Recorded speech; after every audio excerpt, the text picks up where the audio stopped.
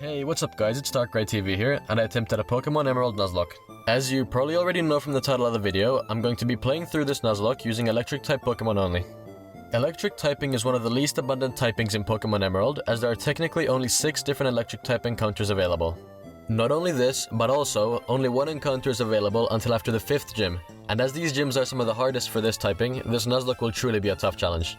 The benefit of using electric types, however, is that their only weakness is ground types, which sounds great until you realize that most gyms have Pokemon with ground typing and ground type moves. I'll definitely have to use way more planning and preparation on this Nuzlocke than usual. There is an entirety of 7 electric type encounters available for me to catch, of which Plusle and Minun are found on the same route, so technically there are only 6 encounters. These encounters are Plusle, Minun, Manectric, Magneton, Electrode, Raichu, and Lantern. The first batch of encounters available are Plusle, Minun, and Electrike, but they are only found after the 2nd gym, and for this reason, the Nuzlocke will start only after I've caught my very first encounter. The rules for this Nuzlocke are as follows. Number 1. All fainted Pokemon must be permaboxed, so not used again. Number 2. No overleveling past the gym leader's ace, and for the Elite Four, the level cap will be the last member's ace. Number 3. No in-game items such as potions are allowed. Held items are fine though. Number 4. I must catch the first water encounter on each route. And finally, rule number 5. Extended dupes or species clause. For each route which has an electric type encounter, I may re-roll encounters until I find it, but I must catch the first electric type I find. This means that if there are multiple electric type encounters on the same route, I must catch the first one I see. This Nuzlocke will definitely be one of the toughest ones I've tried so far, so make sure to like and subscribe if you enjoy these types of videos. Over 97% of you aren't subscribed. It only takes a second, but it helps us smaller creators out a lot. Thank you so much guys, let's get into the video. I start off the challenge by picking Mudkip as a starter, and I name him Muddy. I choose him because this will make our rival choose Trico, who electric type moves are weak against, adding some extra difficulty to this challenge. We challenge the first gym with Muddy, which shouldn't be too much of a challenge due to our typing advantage here. The first Geodude goes down to a single water gun, and of course, the second one does too. Nosepass is up last, and even though Muddy's super effective, Nosepass's high special defense allows her to tank quite a few water guns. Even with a berry and a potion, Nosepass still poses no threat to us, and she eventually goes down too. This causes for Muddy to evolve into a Marshtomp, making him way more capable of challenging the next gym. After some leveling, we challenge the second gym leader, Brawly. He leads with a Matchup, who goes down to a crit Mudshot. He then sends out a Meditite, who sets up with Reflect. Muddy goes for a Mudshot, and even though it's not enough, Meditite goes down soon after. Next up is Brawly's ace, a Makuhita. I once again lead with Mudshot, as Makuhita goes for a Bulk Up. I repeat this, and then take him down to half health, although a Citrus Berry managed to heal him up. I keep on going for Mudshot as Makuhita keeps on setting up with Bulk Up. He then goes for a Vital Throw, which we barely manage to tank, and then finish off the fight with a final Mudshot. After this, we take a luxury cruise to Slateport City, where the Nuzlocke truly begins. We find our very first team member, an Electrike, who we end up naming Jolt. We then take on May for the first time. Jolt used Spark and easily took out Wingull in one shot. I then start setting up against Slugma. I start using Howl to increase my physical attack, due to Groval's resistance to electric moves. Slugma uses Yawn, but Jolt wakes up due to his Chesto Berry.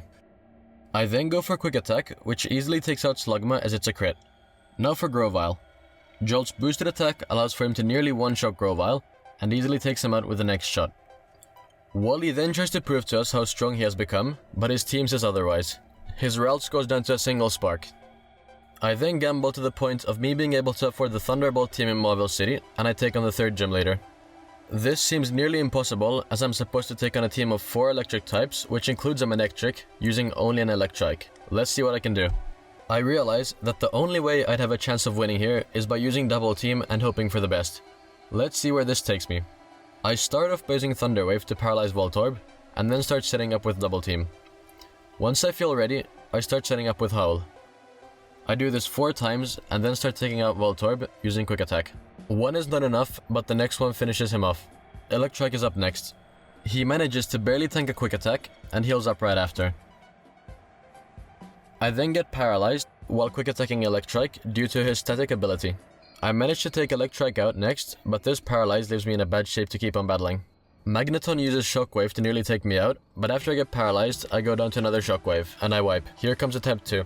This time, I find a Minun instead of an Electrike, who I end up naming Spark. This turns out to be a better choice, as his base stat total, which is 405, is way higher than Electrike's measly 295 base stat total.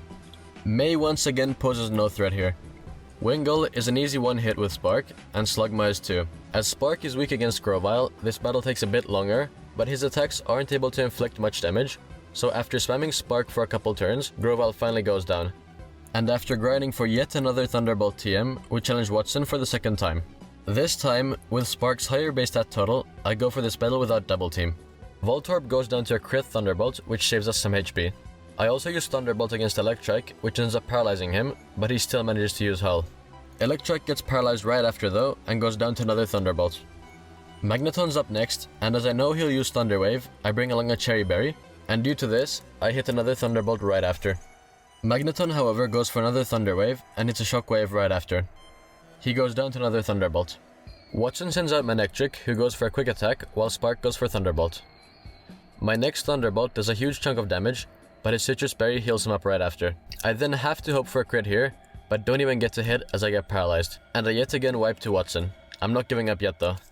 This attempt, I catch myself a Plusle, who I once again name Spark. I'll not bother showing yet another May fight, but we easily sweep through her. Here comes Watson for the third time. I've come to the realization that I do need to rely on double team here if I want any chance at winning, so that's the strat I'm going to be going for. I start off by paralyzing Voltorb using Thunder Wave, and then start my setup. I go for a double team a total of 6 times here, so that my evasion is fully boosted. Then, I finally try and take out Voltorb. Thunderbolt easily brings him below half, and the next one secures the feint. Electrike's up next, and I go for Thunderbolt. This nearly takes him out as he goes for a Howl. He manages to hit his quick attack, but goes down to a Thunderbolt right after. Magneton's up next. I go for a Thunder Wave right off the bat, which manages to paralyze him. I then go for a Thunderbolt as he goes for a Shockwave. He then tries to paralyze me, but misses due to my boosted evasion. This allows me to take him down right after. Only Manectric left to go. I start off with a Thunder Wave, and he does too. I then go for a Thunderbolt, and he yet again misses his Thunder Wave. I keep up with Thunderbolt, and he finally hits his Thunder Wave. I've come prepared with a Cherry Berry though, which cures my paralysis instantly. Manectric's Citrus Berry heals him up too. I go for yet another Thunderbolt and do a nice chunk of damage here, and Manectric can't move again. I then go for a quick attack to not drop Manectric's health too low to the point he'd heal up using a potion, while he goes for a Thunder Wave, which ends up being in vain anyways as I get paralyzed from his static. I then get a low roll with Thunderbolts and don't end up taking down Manectric here. He super potions up right after. I, however, manage to get a crit and take him right back down to low health. He super potions again, and I keep on using Thunderbolt. I repeat this, and he once again doesn't get to attack. I then use Thunderbolt one last time and finally finish this fight off. That felt good, and it definitely raised my confidence for this challenge. Flannery is up next, and even though her team is based on fire types, she has a Camerupt, so I have to be very careful here. I go for a Secret Power against Numel, while she goes for a Sunny Day. She gets paralyzed and also gets taken down by the next hit. Slugma is up next, and she doesn't put up a challenge either, as she goes down to a single Thunderbolt. Now for Camerupt. I go for a Secret Power, and he also gets paralyzed. I go for it again, and this time he's unable to move. I keep on repeating Secret Power, but he goes for a Hyper Potion here. I then get a crit with Secret Power, while all Camerupt does is use a Sunny Day. I go for Secret Power and hope to take him down, but he has yet another Hyper Potion. I keep on going with Secret Power and manage to get another crit. I hit again while Camerupt is unable to move. I then finally take him down using Secret Power. Those Hyper Potions were nearly the end of me there. Torko's up last and I lead with Thunderbolt. This ends up being a crit, and just like that, we earn our 4th gym badge. I then take on my true rival at the 5th gym, my dad. After hours of planning, I decide I need to resort to using double team yet again. I'm sorry, but I genuinely think that it's the only way I'll have a chance at this gym. Spinda's up first, and I start my setup using double team. She manages to hit a Facade and does some damage. She then goes for Teeter Dance right after, but this is okay as I come prepared with a Persim Berry. As my setup keeps advancing, Spinda finally starts missing his shots. Now that my evasion is fully boosted, I go for the takedown. One Thunderbolt is nearly enough, and after Spinda misses again, I take him down right after. Dad then sends out a Vigoroth, and I go for a Thunderbolt. This nearly takes him out, but he still manages to hit a feint attack. After Dad goes for the Hyper Potion, I go for a couple more Thunderbolts and I get the Feint right after. Linoon is up next, and after hitting Thunderbolt, he takes away a large chunk of my health using Facade. He goes down right after though. Now, for the possible run ender, a Slacking. I go for a Thunder If to start off, and he's unable to move. This is perfect, as I can now go for a Thunderbolt and not risk getting hit as he's loafing around. I then get a crit with Thunderbolt, but it's just barely not enough. Slacking goes for a Facade, but our double team setup works and he ends up missing. He then heals up using a Citrus Berry and a Hyper Potion. Why do you have to be like this, Dad? I then hit a couple more Thunderbolts as Slacking is unable to move, and once again leave him at just a sliver of health. He once again is loafing around, which allows us to secure the KO and earn our 5th gym badge. This battle was insanely tough, as Norman's team was really strong. I mean, you know what they say, like father like son. Now, the real fun begins. I finally managed to catch the second member of our team, an Electrike. We catch her and end up naming her Jolt. We level her up and she evolves into a Manectric right away. Our team is finally managing to get somewhere. May then challenges us on the way to the 6th gym. Let's see what she can do. I go for a Thunderbolt and take down Slugma instantly. May sends out Lombre next, who makes us flinch using Fake Out. I then use Thunderbolt and nearly take her out. She goes for a Swift, and I end up taking her out using another Thunderbolt. Grova's up last, and I manage to paralyze him straight away using a Thunderbolt. I then go for it again and leave him with low health. I go for it once more, which managed to take him out. Nice try, May. I then realize, if I had managed to catch a Minun, I would have been able to get a plus L2 from this girl, but it's too late to go back now. I then challenge the 6th gym, the Flying type gym. This sounds like an easy sweep, but Altaria does have Earthquake, so I have to be very careful here. I lead with Jolt and take down Swablu with a single Thunderbolt. Altaria's up next and I go for Thunderbolt. I take her down to a third of her health and then get hit by Earthquake. I luckily brought a Citrus Berry with to heal me up.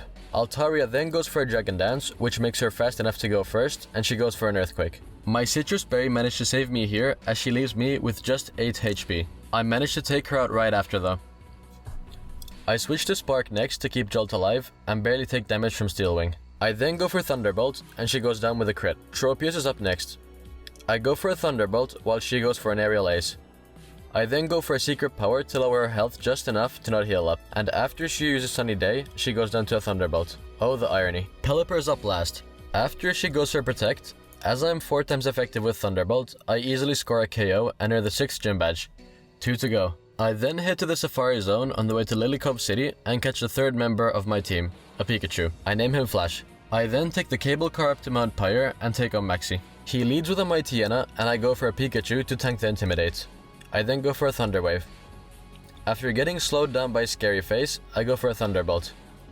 I then switch to Jolt and start setting up with Howl. Mightyena slows me down with Scary Face, and after another Howl, he goes for a Swagger. This is perfect, as I brought a Persim Berry with to cure the confusion. Now that my attack is sky high, I take down Mightyena with a Thunderbolt. Camerupt is up next, and I lead with a Facade while he goes for Amnesia. He then desperately tries to Super Potion up, but it's not enough to save him from another hit. Crobat's up last, and as you can probably expect, he goes down to 1 Thunderbolt. And just like that, we take the win against Maxi. I then find my 4th encounter at the Aqua Hideout, an Electrode. I name him Zap. Now for perhaps the most challenging fight of this playthrough, Tate and Lisa. This fight is a double battle, and knowing that they have a Claydol with Earthquake, I need to figure out a way around that. Let's see what I can do. They lead with Xatu and Claydol, while I lead with Jolt and Zap. I go for a Protect with Jolt, and a Screech to lower Claydol's defense harshly. Xatu goes for a Calm Mind here, and as expected, Claydol goes for an Earthquake. This doesn't affect Jolt, but nearly takes out Zap. I then go for a Hyper Beam on both Zap and Jolt on Claydol to try and take him out fast, and it ends up working. Although Xatu does take out Zap. You served your purpose well here. I then send out Spark next and go for a Thunder Wave on Lunatone as Jolt has to recharge. Xatu keeps setting up with Calm Mind and Lunatone follows the same plan. I then go for the takeout on Xatu with 2 Thunderbolts and easily take him out. Lunatone then nearly takes out Jolt with a Psychic, and I go for a double Thunderbolt on Solrock, which once again is enough to take it out. Lunatone then is luckily unable to move, which is perfect as this allows Jolt to rest and wake up using a Chesto Berry. I also go for a Thunderbolt on Lunatone to get in some more damage. I then go for 2 more Thunderbolts on Lunatone to finish the battle off, but he faints off the first one due to a crit anyways. We take the win here with only 1 death. That feels good. 1 more gym leader to go. We now go for our 5th encounter, a Chinchou. After paralyzing him, we manage to catch him and we call him Bolt.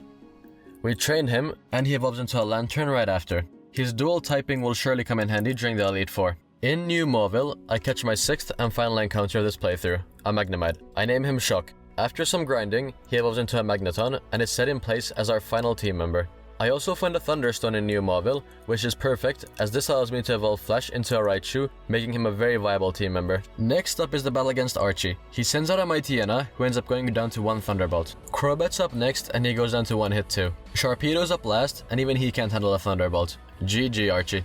Groudon and Kyogre then get into an argument and start battling while social distancing. How considerate of them. I then have to go find Rayquaza and he comes rushing down through the clouds to save the day. I gotta say, Emerald's cutscenes are actually amazing. I then challenge the 8th and final gym leader, Juan. He leads with a Love Disc, but stands no chance against a super effective Thunderbolt. Whiscash is up next, and due to his typing, he actually poses a decent threat. Bolt's typing comes in handy here though, as he's able to go for a Surf which deals loads of damage. He then gets hit by Earthquake, but survives, and takes Whiscash out right after. Celio's up next, but he goes down to a single Thunderbolt. It feels nice having a relatively easy gym battle for once. Crodon's up next, and you guessed it, 1 Thunderbolt takes him down too. Kingdra's up next, and I obviously lead with a Thunderbolt again while he goes for a double team. This does tons of damage. I get hit by a Water Pulse which barely scratches me. I do miss right after however, and I get hit again. I then manage to hit a Thunderbolt, but it's not enough and he doesn't go down. He heals up here, and I go for another Thunderbolt, and I then go for a Surf to make sure he doesn't heal up from a Thunderbolt that doesn't kill. But he uses Rest and wakes up right after anyways. I go for a final Thunderbolt, and as I don't want to take any unnecessary risk against Kingdra, I switch to Manectric here. She goes for 1 Thunderbolt and takes down Kingdra. Nice try, Juan. Only the Elite Four left. Before the Elite Four, we only have one more battle left to go, Wally. He leads with an Altaria, while I start off with Lantern. I go with a Confuse Ray to start off, and go for a Thunderbolt right after. Altaria still hits his Dragon Breath though. I then go for a Surf after getting hit by another Dragon Breath. I then go for the KO on Altaria, but Wally predicts my Thunderbolt and switches to a Roselia, who Bolt is not very effective against. I then switch to Bolt in fear of Grass type moves, which plays off well for me, as Roselia goes for a Magical Leaf. I then go for a Hyper Beam and easily take out Roselia. Altaria's up next, and he leads with Dragon Dance to set up. He goes for it again for some reason, and we take him out with a Thunderbolt. Wally then sends out Delcatty, who instantly gets knocked out with a Thunderbolt. Magneton's up next, and as he has a low special defense, I go for a Thunderbolt off the bat. This does loads of damage, and after Magneton goes for a Screech, he goes down to another Thunderbolt. Only Gardevoir left to go, and I once again go for Thunderbolt. She counters with a Future Sight, but that won't be too much of an issue since the next hit takes her out. Here we come, Elite Four. Satisfied with my training and preparations, I go forth and challenge the first Elite Four member, Sydney. I lead with Bolt, who has a Magnet equipped. This allows me to easily take out Mightyena with 1 Thunderbolt.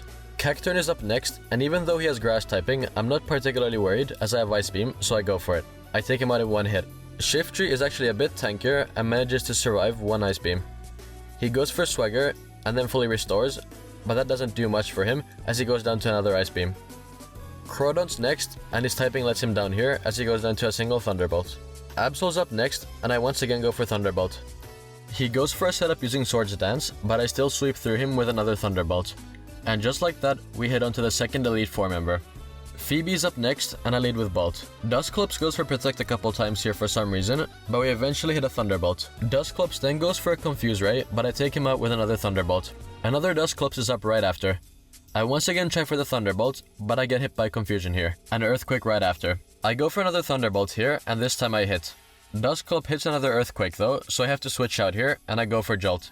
I go for a Thunderbolt to nearly take him out, and I manage to tank an Earthquake. I then go for Thunderbolt, but he somehow survives on a minuscule fraction of HP, and takes Jolt out with a Shadow Ball right after. You've served us well, Jolt. I switch back to Bolt here to finish Dusclops off. I then switch to Shock to take out Bennett due to his typing advantage. Shock easily tanks multiple Shadow Balls and takes out Bennett with Thunderbolt. Sableye's up next, and I once again go for Thunderbolt. She sets up with Double Team and then full restores, after which I manage to land a Thunderbolt again. 1 more Thunderbolt seals the deal. 1 more Bennett up next, and even though he manages to barely tank a Thunderbolt, it leaves him vulnerable and goes down right after. Nice try, Phoebe. Next up is Glacia, who leads with a Celio. I lead with Bolt here and get an easy 1-hit KO with Thunderbolt. Glalie is up next, and I keep on going with Thunderbolt. She hits a Crunch on me and then gets taken out with 1 more Thunderbolt. Glacia goes for another Celio here, but once again she can't handle a Thunderbolt. Another Glalie is up next, and I follow suit with another Thunderbolt. Glalie sets up with Hail, but gets taken down with another Thunderbolt. Walrein is up next, and he's definitely a tank. That doesn't stop him from getting one hit KO'd by Thunderbolt though. And just like that, we only have one Elite Four member left. Drake is up last. Let's see what his dragon types can do. He leads with a Shell Gun, while I lead with a Never Melt Ice boosted Bolt. You can probably see how this is gonna go. After Shell Gun Protect stalls, we take him out with one Ice Beam. Flygon's up next, and he's actually faster, so he lands an Earthquake. My Ice Beam, however, easily takes him out with its 4 times effectiveness. Altaria's next, and his typing allows for Ice Beam to also easily one-hit KO him. Kingdra's next, and I switch to Shock. I go for a Thunderbolt next, but he outspeeds me and hits Surf first. Shock then goes down to another Surf. Well played, soldier. I now send out Flash, who takes the easy win using Thunderbolt. And now for his ace, a Salamence. I lead with a Thunder Wave and get hit by a Dragon Claw. I then go for a Thunderbolt and do some hefty damage, after which Dragon Claw hits me again. I go for yet another Thunderbolt, and Salamence is unable to move. His Citrus Berry lets him live, although not for long, as a final Thunderbolt takes him out. Here we come, Wallace. I give Bolt a Magnet and then take on the champion. This is it. He leads with Wailord, but we outspeed him and easily take him out using Thunderbolt. Gyarados is up next, and his typing causes his downfall here, as one Thunderbolt easily takes him out too. Ludicolo is up next, so we go for Thunderbolt. This ends up paralyzing him and makes him unable to move. I then go for an Ice Beam to make sure Wallace doesn't heal up here, and after that, Ludicolo once again becomes unable to move, and we take him out with a Thunderbolt. Whiscash is up next, and I have to be careful here due to his typing advantage. I lead with a Surf while he goes for Amnesia. I then go for an Ice Beam, which actually ends up freezing him. I then go for another Ice Beam and take him out with a crit. I mean, what even are the odds of that happening? Wallace then sends out a Tentacruel and goes for a Sludge Bomb. He lands a crit here. He even tanks a Thunderbolt. After getting poisoned from the next Sludge Bomb, Bolt takes out Tentacruel using Thunderbolt.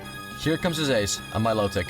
He takes out Bolt using Surf. Well played, Bolt. You really were an MVP on this team. I then go for the win with the Pokemon who started it all, Spark. I outspeed Milotic and go for a Thunderbolt. I get hit by Surf right after. I then go for a Thunderbolt, which leaves Milotic on just a sliver of health. Milotic then stalls with a Recover, and I go for another Thunderbolt. And I surprisingly get the win with a critical hit. And just like that, the Nuzlocke is over. We won. I gotta admit, this Nuzlocke was one of the hardest I've ever tried before, and I'm really proud of what my team managed to accomplish. This playthrough was a lot of fun, and I'd definitely be down to try out more of these harder Nuzlockes in the future. Thank you so much for watching, guys. Make sure to like and subscribe to help us become the biggest Nuzlocke channel out there. I know we've got this. I read through and try to respond to every single comment, so leave a comment down below if you'd like to leave a suggestion on what Nuzlocke I should do next. I'll see you guys in the next video. Peace out.